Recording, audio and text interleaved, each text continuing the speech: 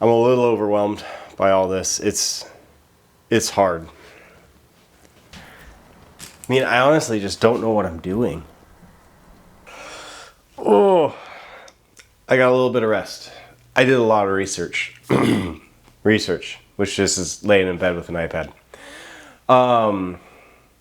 I thought I would do a better job of laying out what it is we're doing and where we're headed. Canopy, that's what we're making. Canopy and windshield. And just to get the differentiation out of the way, the canopy is the part behind me, the windshield is the part on the plane. I've mentioned that the canopy and windshield will be attached to the roll bar and the frame respectively using a method called Sika Flex, which is this marine grade adhesive for essentially attaching windows to structure. Works perfectly. I love the flexibility that it offers. I love the strength. It also lets me hide some of my shoddy craftsmanship. We're marching away to getting these pieces trimmed so that I can eventually glue them to their respective structures. We're nearly there on the canopy, a little bit further to go, and it'll be a while before we address the windshield. Once those are attached, there's the other aspect of this, which is the fairings. And these pieces both require fairings around them to help blend their shape into the existing shape of the fuselage. The Vans method is utilizing all sheet metal, and that makes sense. That's what the plane's built out of. That was the intent of this. There are some problems with that. It's a little less forgiving. It can be tough to get gap-free and have nice curvature, and it allows for far less forgiveness. One of the most common alternatives is a fiberglass skirt that surrounds that, and often it's made out of one piece that involves both the sides and the back of the canopy, as well as a surround for the windshield. I have decided, after copious amounts of research, that I might do a mixture of the two. I really do like the Vans approach on the side skirts. Aluminum is inherently far thinner than fiberglass would be there. Now, that can be both a blessing and a curse. I can only do the aluminum side skirts if I can get this structure to fit close enough and I don't have to hide gaps and mistakes with fiberglass. If I can get that, I'll do the aluminum side skirts, and I believe it's just a little bit cleaner approach there. The back will be fiberglass all day. With the back, the ability to get the contours to where you want them to be, the fiberglass, in my opinion, looks far better. I have seen methods using all fiberglass, all metal. The ones that I like the most are the ones that manage to blend the two, and I think it's a really slick look. Today, what are we doing today? Well, for today, the idea is to cut on the canopy more. I still have a few last trims to make before I can finally do a final sand and polish on those edges. And in order to do that, there is a lot of back and forth with that steel frame and trying to get it bent to exactly where I'm going to need it once all these components are adhered together. I'm expecting a long, rough, frustrating day, but I figure if I go into it with that mindset, I might be pleasantly surprised. Let's get to it. Oh, also today, clamp run number 3.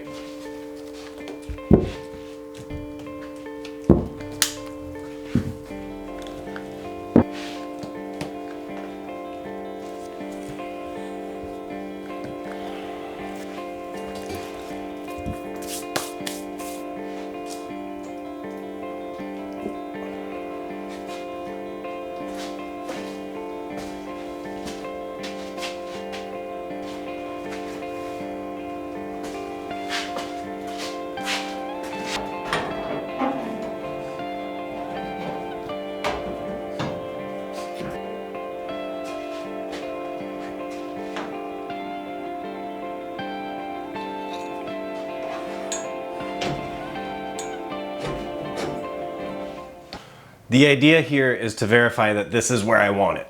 Now that I'm confident that I want to keep these dimensions, I'm going to take them, I'm going to write them down. They become set in stone.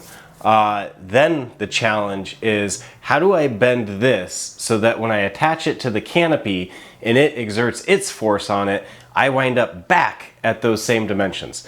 That's what today is all about.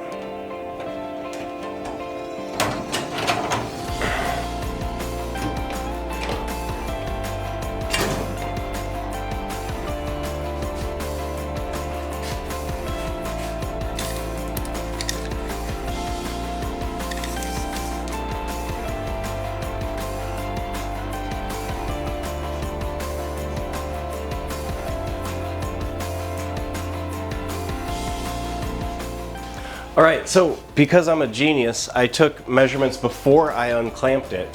And so I know an approximate amount that it has been springing out.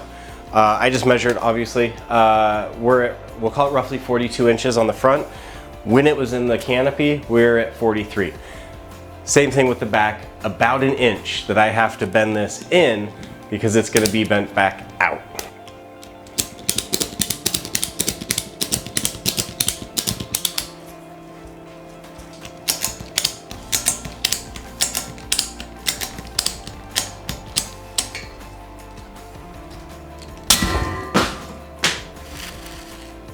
Every time, every time.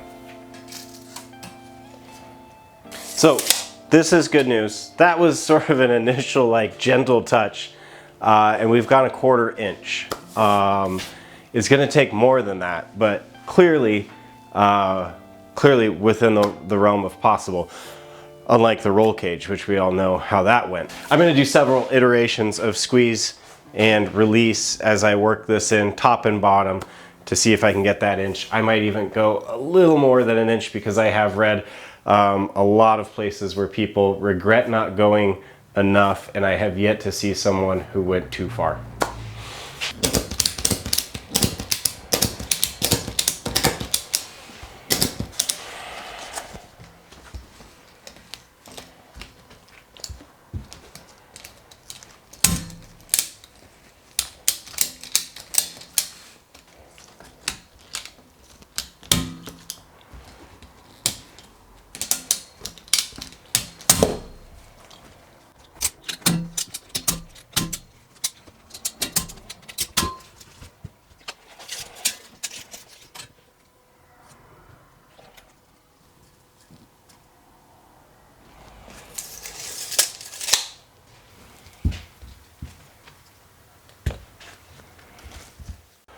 Just from the adjustment up on the front, about half my work is already done for me back here, which I expected a little bit of change, but not quite to that degree.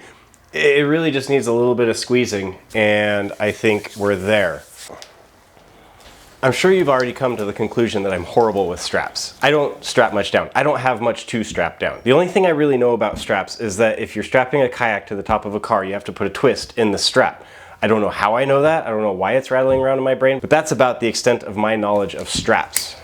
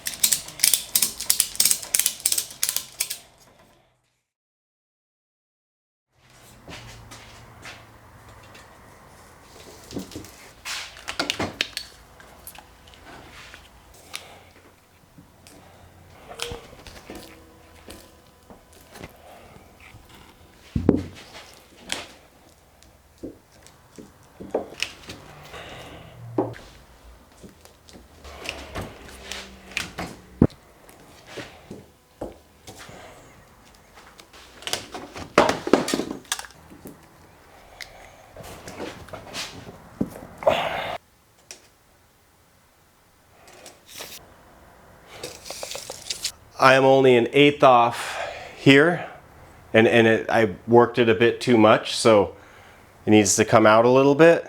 And I'm only a 1/16 off in the back. At this point, I think I can gently adjust it by hand, and these two areas will be spot frickin' on. That's cool. That's exciting.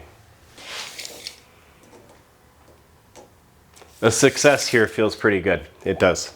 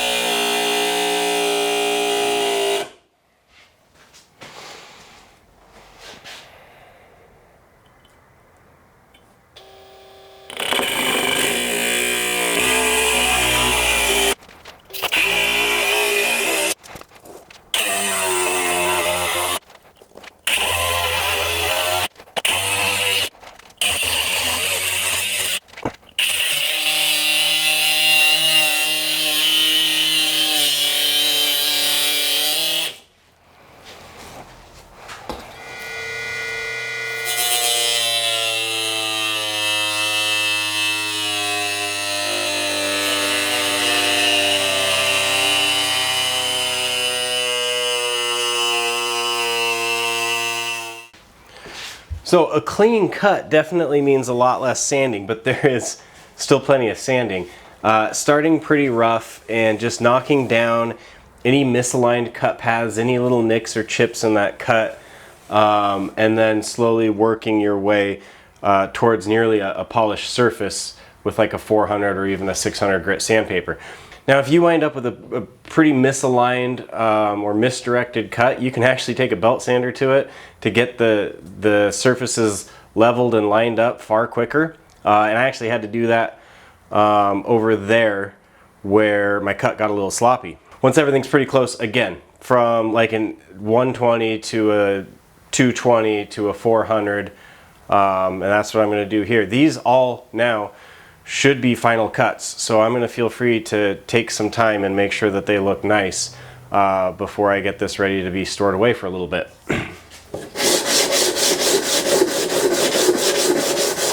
I'm not in a hurry to glue this thing. It's going to be some time, but that is the ultimate goal. And in order to glue it, I've got a little bit of metal work to do.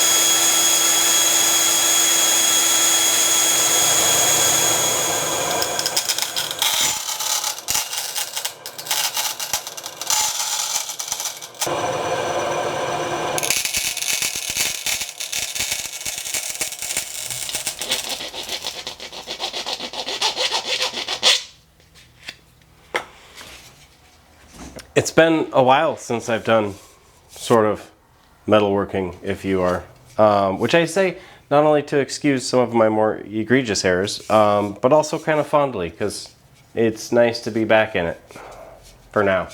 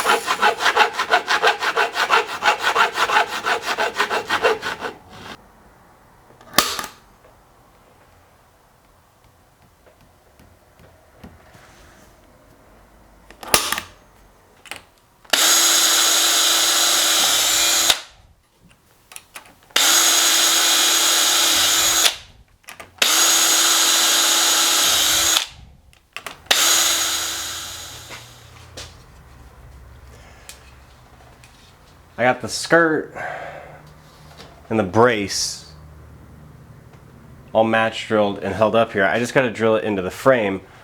I'm just procrastinating on that because the whole thing scares me.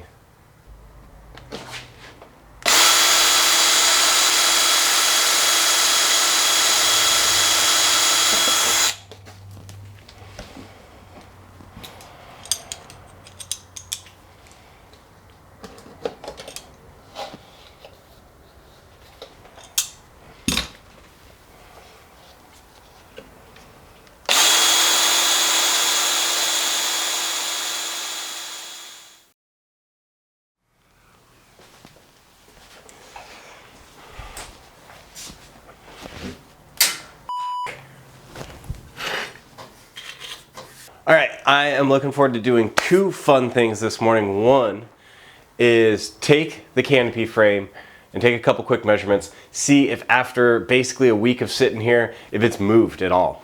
The second is then clamp the canopy to the frame and see if it spreads that desired amount so that I can get back to the dimensions that I want to. Let's give it a try.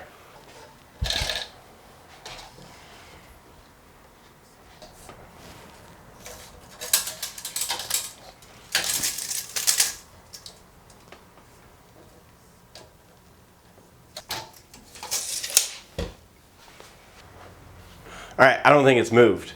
Now, let's get some clamps out and see how much it will move.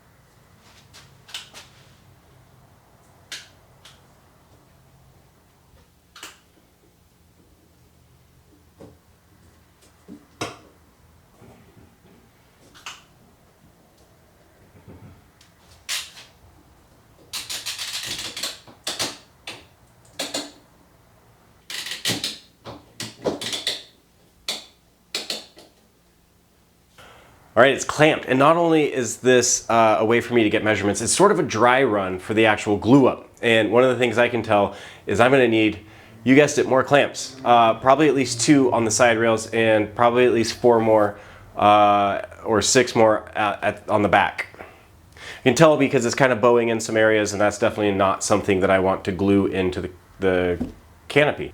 Now, the second thing that we're doing here is, of course, taking measurements.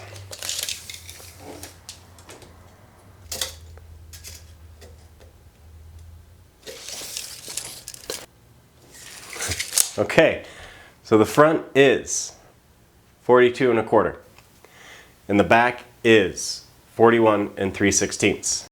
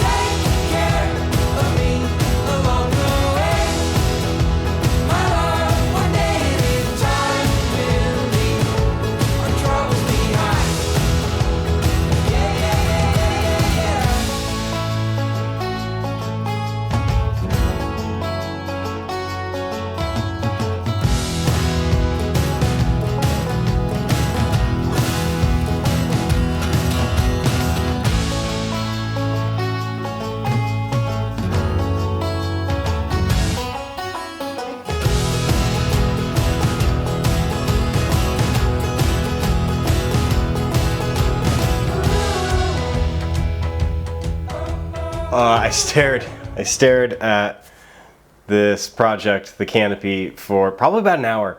And sometimes I have to do that to wrap my head around what it is I want to do and what's in the way of getting there.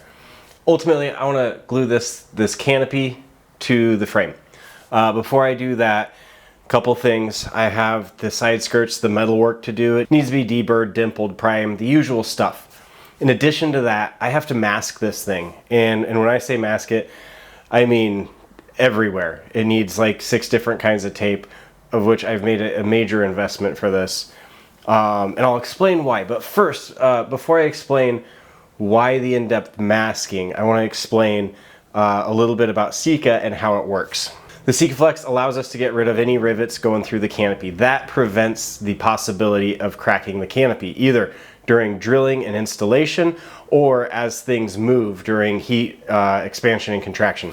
Sika Flex is a 3-part. You have an activator, you have a primer, and you have the adhesive. The activator, from what I understand, is like a surface prep. It's a clear liquid that goes on, and it's going to prep both surfaces, both mating gluing surfaces, for the rest of what you're about to do. The primer is, in this case, a deep black primer, and it really does create the bonding surface for the glue. Whatever the primer is on, the Sika will stick to, and will stick to for good, which is why we have to mask so much. Sika Flex itself is a lot like tank sealant. It is black, it is messy, again, why we've got so much masking going on, and it will dry incredibly hard. However, it will actually be able to be removable for a period of time from areas that haven't been primed. Back to the masking. We want to mask everything that we don't want glued. But not only that, once we get everything masked, which is an incredible amount of masking, we then have to do a second tier of masking, if you will. We want to be able to pull off some of our mask to create a perfect primer strip. Meaning, the whole thing is masked, and then we have a primer mask. We will paint on our primer. We will pull off our primer mask, which will expose more tape underneath that will protect from Sika, but won't be covered in primer, so the Sika won't stick to it. I don't know if that makes much sense, but I think as we move through this, you'll see what I mean. It does mean, again, an incredible amount of tape and an incredible amount of masking. Roughly, I don't know, 4+ hours I've spent masking this thing. I've used a 3M fine line tape. That's going to give me a real crisp edge for the applicator and eventually the Sika Flex. Once that's down, to create a perimeter around everything, we've gone in and just applied a ton of frog tape. That's going to give us kind of a base and a protection layer for the acrylic and everything there. Over both of those are going to go the primer masking. That's just going to be some 3M electrical tape.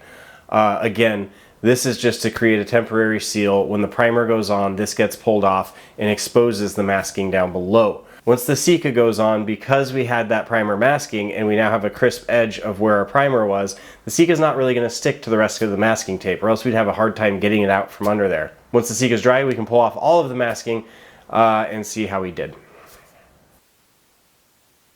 I was actually worried about this. After stepping away for a little bit, the tape is released, and I think there's a couple reasons why. One, I realized I was using some knockoff tape instead of 3M, though I don't think that's the biggest factor. I think the biggest factor is I stretched too much as I was laying it down. And with this tape, if you stretch it, it is going to want to shrink back, and as it shrinks back, it lifts up. I will try this again. I think the process is solid. I'll probably do it just before I prime, because it only needs to be on there for a couple minutes, rather than the few hours that it took for it to lift off like this. And B, I'll try the other tape. But first, I am not going to put the new tape on, as mentioned. I'm going to do it right before I prime. And in order to get ready for the Canopy primer, I need to prime these metal side rails. In order to prime those, I need to dimple, countersink, and deburr. And so I'm going to work on those so I can get them primed, so I can get them curing, so that I can take a look at this whole thing and do the last final details in order to get this glued up.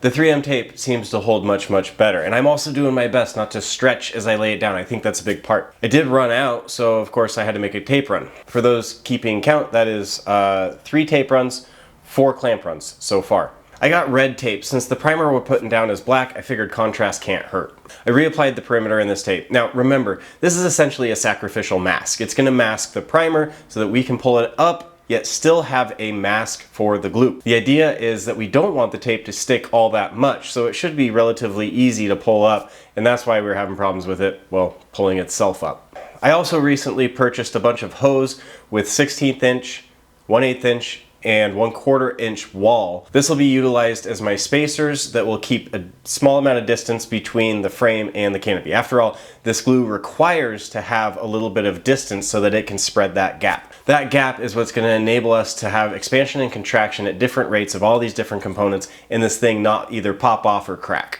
I was able to prime the skirt pieces. It's the only real aluminum involved in this. These are going to be involved in the glue up. And I was a little nervous about having that primer cure in time. I threw them in the oven at low 170 for a couple hours, just in case anybody's wondering and has an oven big enough or parts small enough. This is an incredible way to get 3 to 5 days worth of cure time crammed into a couple hours. That primer was rock hard. These pieces also need a spacer. Elsewhere we'll be using hose. Here, again, stolen from the internet. I used some fly fishing leader, I think it is. I don't know. I don't fly fish. It's the colorful stuff that if you take out of Dad's tackle box, he yells at you. I glued that down. I just kind of coated it in epoxy and just basically tacked it down. It's going to give us about a 1/16 of an inch between those aluminum pieces and the canopy. I have a couple test articles going.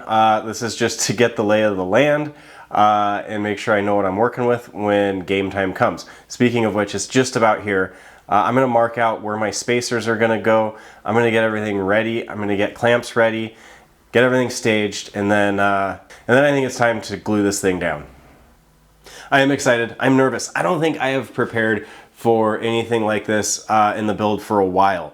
I don't really know what I'm getting into, but I do know that as I'm halfway through, I don't want to look back and wish that I had masked better or done something because I was rushing or careless.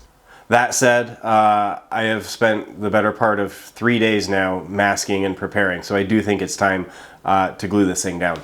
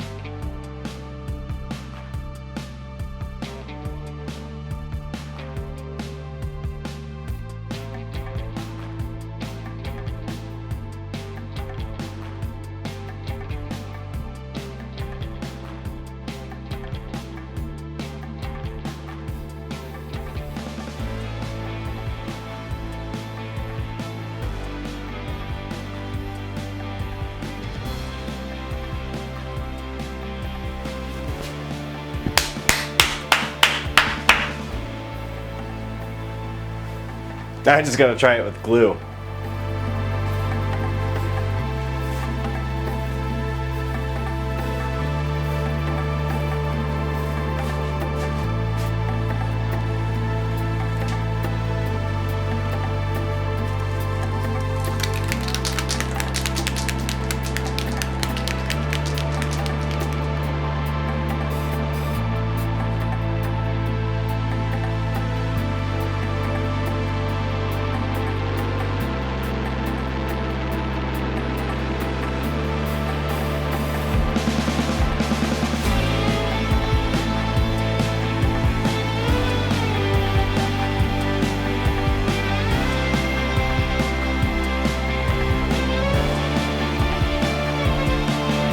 That is tough.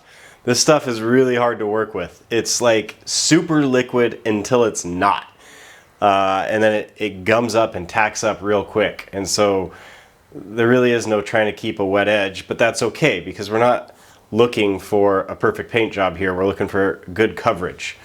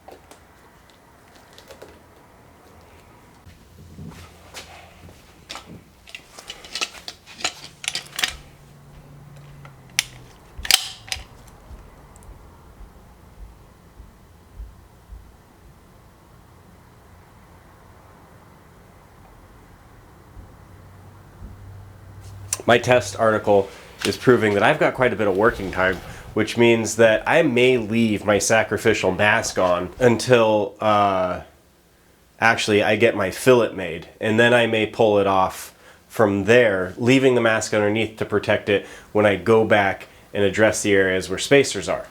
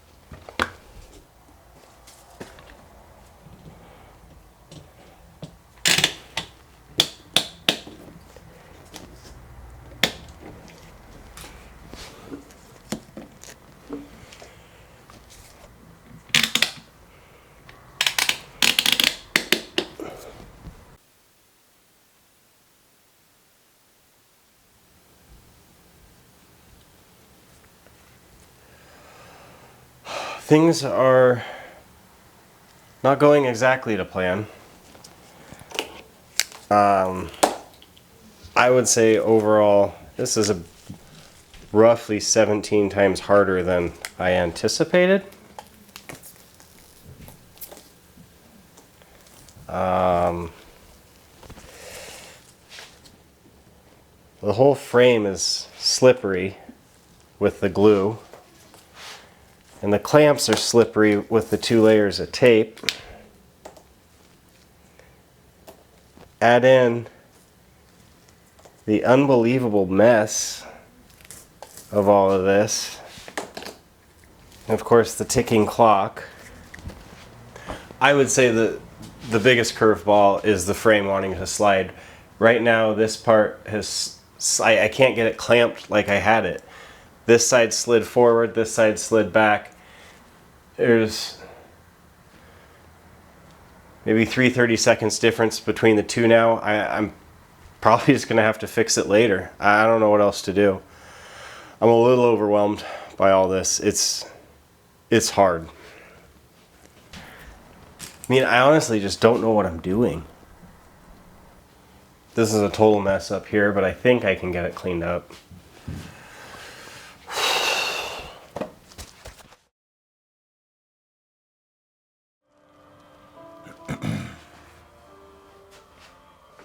The saving grace here in all of this is the fact that right now this glue can be cleaned up with rubbing alcohol. And rubbing alcohol I have plenty of. So anywhere it's getting, anywhere it shouldn't, I can clean it up. I can feel it starting to get hard, which in some respects I'm incredibly excited about, because that means this is almost over. And in some respects I'm terrified, because I still have a bunch of areas that I'd like to fix.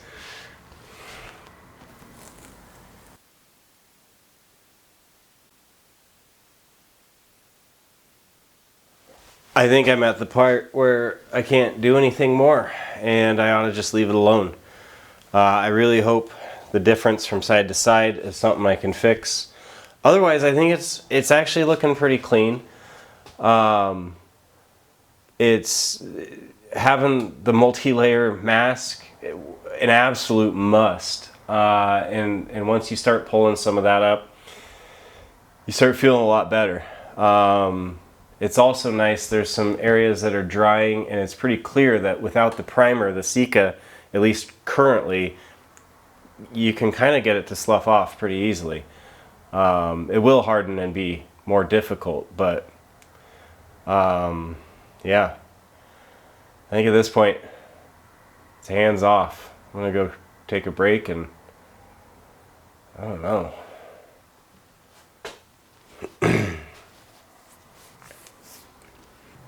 It's been a little bit. The glue is dry enough to take the clamps off, obviously, or else I wouldn't be standing here. I'd be freaking out right now. I went ahead, before taking the clamps off, I went ahead and took a look at the test article I had, and it had bonded very, very securely. Also, just squeezing and poking around here, I could see that these glue beads were fairly well set up. I pulled the clamps, and lo and behold, here she sits. Unfortunately, the fun is not completely over yet. I gotta pull these spacers, and I have a lot of gaps to fill. Before that, I've got to soften up each gap and primer area with some additional activator. Before all that, because I'm using more glue and more activator, I've got to add more tape. I'm going to go ahead and get the perimeter remasked, get this thing reactivated, and add in some additional fillets where all these spacers are after pulling them out. I probably don't need more tape, but seeing as it worked so well the first time, and I was extremely happy with the results the first time around, and I had already spent all my lunch money on tape, I figured why not?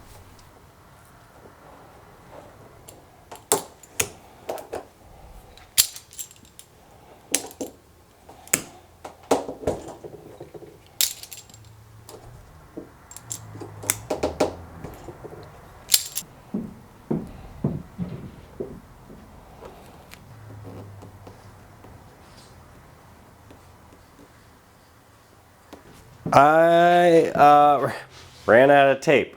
I got enough to do the canopy, but I did not have enough to do the frame. Honestly, I'm not in the mood for another tape run. I've done that plenty of time. I'm just going to be careful. By now, I'm experienced enough to not F this up, right? I think. I'm going to go ahead and swab these open areas to reactivate the primer. And I'm going to come in with a new tube of Sika and see if I can clog up these holes. That's the plan.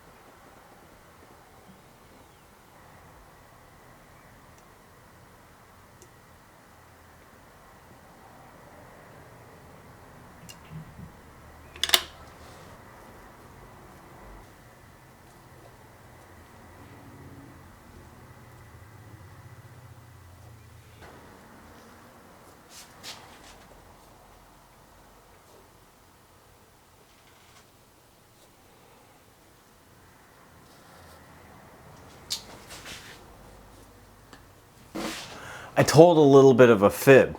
You see, I'm still actually working on the same tube of Sika that I started with. I haven't had to pop in a new one yet, except I'm about to. All I have to do is these last, I don't know, half dozen to dozen holes. I can't believe it. That hanging out of the tube is about all that's left, meaning I used exactly one tube of Sika to get all this done. Now, that means likely I ordered too much Sika, but that doesn't hurt my feelings too much.